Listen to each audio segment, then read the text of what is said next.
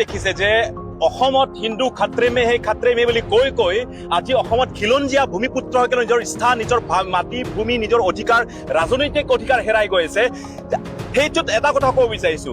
এতিয়া অসমীয়া গোবেক ধ্বনি আমি শুনিছো কাৰ্বি চাইনিজ গোবেক আমি শুনিছো ঠিক তেনেতে আমি অসমত বসবাস কৰা প্ৰতিজন খিলঞ্জীয়া প্ৰতিজন জনজাতিৰ লোকসকলৰ নিজৰ অস্তিত্ব হেৰাই গৈ আছে এতিয়া আমি ইয়াত জাগিৰত উপস্থিত আছো জাগিৰত আমি গোটেই অসমৰ জনজাতীয়সকল মিলি পেলাই আমি একগোট হৈ পেলাই আমি ৰাজপথ আমি উত্তাল কৰিব আহিছো কাৰণ কিয় আহিছো ইয়াত টাউনশ্বিপ বনাব ক'ত য'ত জনজাতীয় লোকসকলে বসবাস কৰে এই জনজাতীয় লোকসকলৰ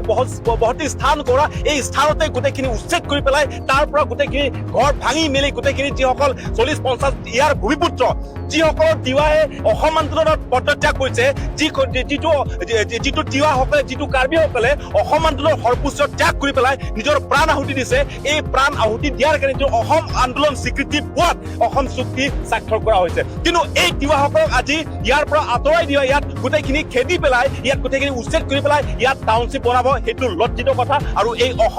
অসম চৰকাৰ কোনো পাৰ্টীৰ চৰকাৰ নহয় কিয় অসম চৰকাৰে কোনে চৰকাৰ নহওক কিয় এইখিনি ক্ষেত্ৰত তেওঁলোকে অকণমান চিন্তা কৰিব লাগে আৰু দ্বিতীয়তে অসমত থকা মই সংগঠনক নাকওঁ কিন্তু অসমৰ অসমীয়া হিচাপে যিসকল আছে প্ৰতিজন অসমীয়া প্ৰতিজন খিলঞ্জীয়া ইয়াৰ ওপৰত এটা গুৰুত্ব দিয়াৰ প্ৰয়োজন এতিয়া যদি আমি চাওঁ ইয়াত এই চৰকাৰে কিবা এটা কৰিব গ'লে আমি সেইটো কৰা নাই উন্নয়ন বা উন্নতি আমাক লাগে ডেভেলপমেণ্ট আমাক লাগে ডেভেলপমেণ্ট ডেট ইজ